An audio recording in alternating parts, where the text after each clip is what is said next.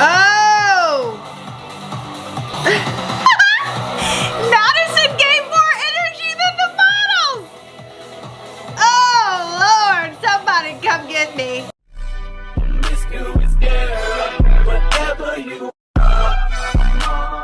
What if I told you the latest Victoria's Secret fashion show wasn't just a comeback, but it was a mirror, a reflection of how women are seen, but more importantly, how women want to be seen? Because how we reacted to this year's show and how women in particular responded, it reveals so much about where we are in culture right now. It's not just lingerie, it's legacy, identity, and evolution. This isn't just about the return of a fashion show. It's about what happens when a fantasy built over decades decides to redefine itself in real time. Before diving into this year's show, I think it's important to remember that fashion is art. Designers simply don't create. They interpret the world around them. Every collection, every runway is a time capsule of values, beauty, and desire. When the father of couture, Charles Friedrich Worth, decided to use live models instead of mannequins in the 1860s, it literally changed everything. Suddenly, fashion wasn't just about fabric. It was about the performance, the movement, and the perception. And ever since that historical moment, beauty in fashion, it's always been subjective. What one person finds captivating or aspirational will always differ from another. In the 1990s, Victoria's Secret wasn't trying to make art, they were trying to sell lingerie. But somehow, its annual fashion show became one of the biggest pop cultural events in the world. It wasn't a traditional runway, it was a marketing masterpiece. And yet, what started as marketing became mythology. For an entire generation, Victoria's Secret defined what sexy looked like. The long hair, the bombshell blowouts, the glossy lips, and the glitter. All of this was choreographed to perfection. It was empowering until it wasn't. Because as the years went on, what once felt aspirational became unattainable. The fantasy grew tighter,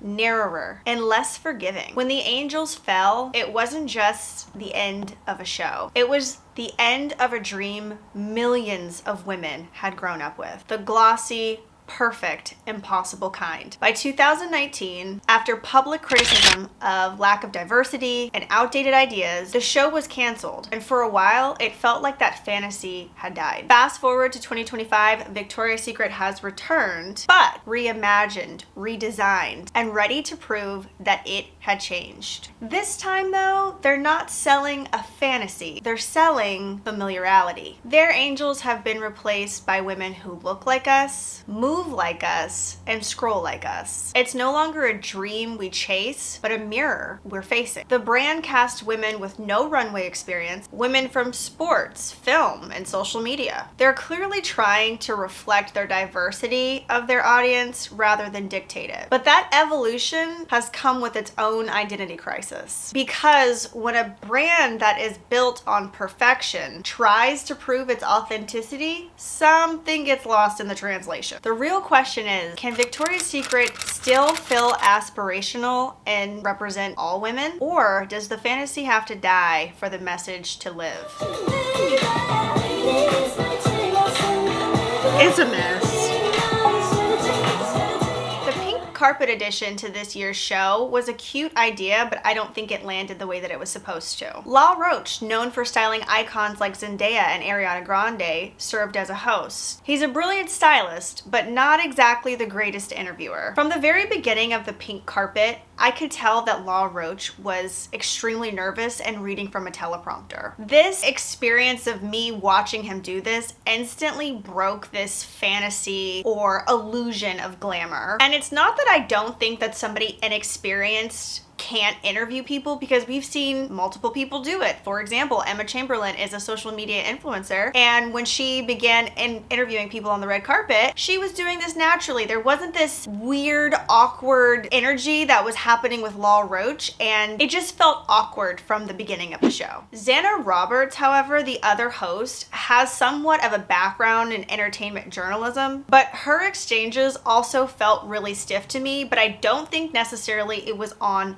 her part. Many guests that she was interviewing seemed unsure where to look, specifically on this pink carpet. A lot of them were talking towards the camera rather than looking at her, which signals to me, as a society, we are moving in a way that is not allowing us to connect to one another. When you're being interviewed by somebody, you shouldn't be looking directly at the camera because that's going to take away from the viewer. The viewer wants to be watching these two people interacting, but instead the person is looking at the camera, and it's just weird experience to watch in real time. We're performing so much for the camera that we are forgetting how to connect beyond it. Then there were smaller, deeper issues that I noticed, like during these interviews, Barbie Ferreira admitted that she didn't know she was walking the runway until 3 weeks before it. For a show that supposedly takes a year to plan, that doesn't exactly scream prepared. Even the hairstylist description of what he was calling a modern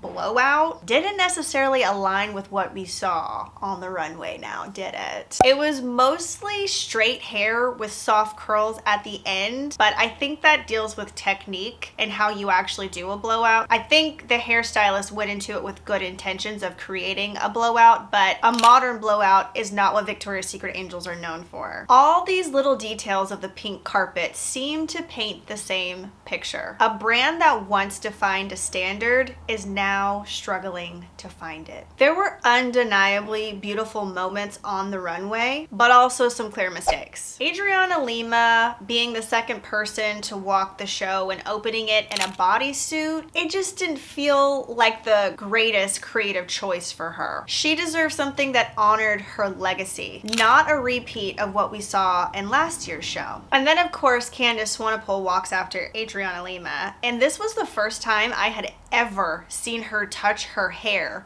mid-walk on the runway, and then as soon as she gets to pose, it almost looked as if she was uncomfortable with how deep her side part was, but maybe that's a reach. I don't know. I've just never seen her actually touch her hair whenever she's walking. To me, that signals that there was something not necessarily flowing smoothly with her to perform how she wanted to walk down the runway because her hair was interfering with the walk. She worked it, of course she did, because she's Candice Swanepoel. Again, it points to the hairstyling issue that I mentioned earlier. Continuing on with things that kind of surprised me was the model Anak Yai. I truly expected her to have a stronger walk for this show because she's had so much experience in other high fashion runway shows that I thought that she would be able to nail this VS walk, but I hate to say it, I was completely underwhelmed by her walk whenever I saw her the first time on the runway. I don't think that it was a bad walk, but it just was not something that I was expecting from her. I will say though, the glam at this show was absolutely phenomenal, which is why I'm so happy that I did my Victoria's Secret glam series. I feel like Pat McGrath really nailed the soft glam Victoria's Secret look and maybe even made it better. I would say that the glam overarched the hair this year, which was absolutely crazy. And I'm always gonna say this, if the models are posing at the end of the runway, why are we not getting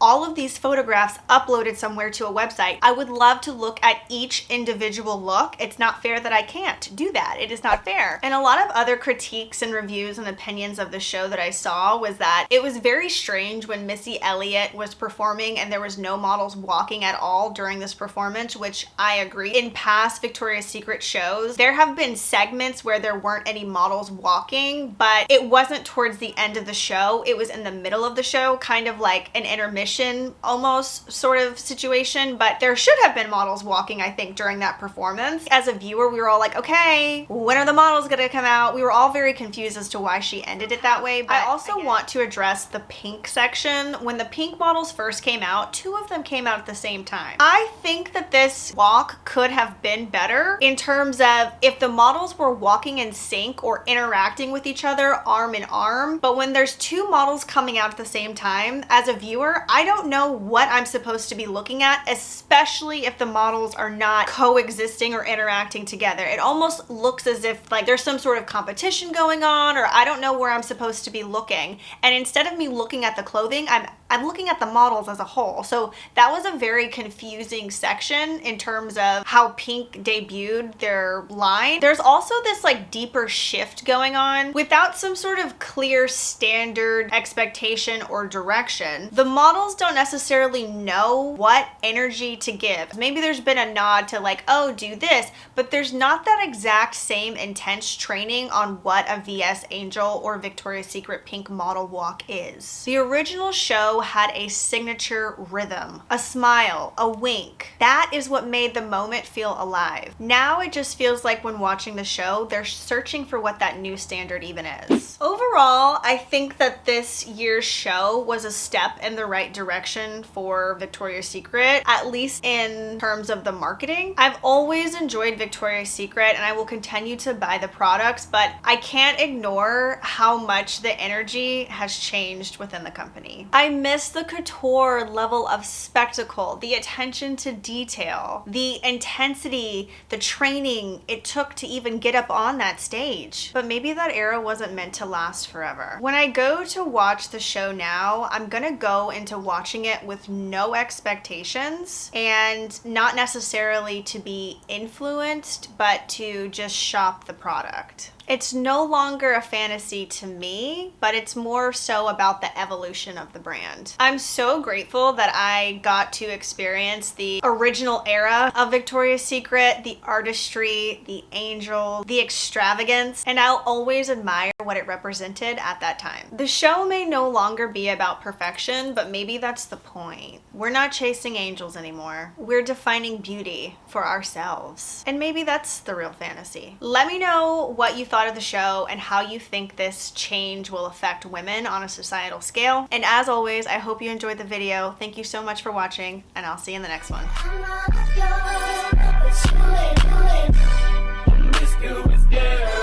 Whatever you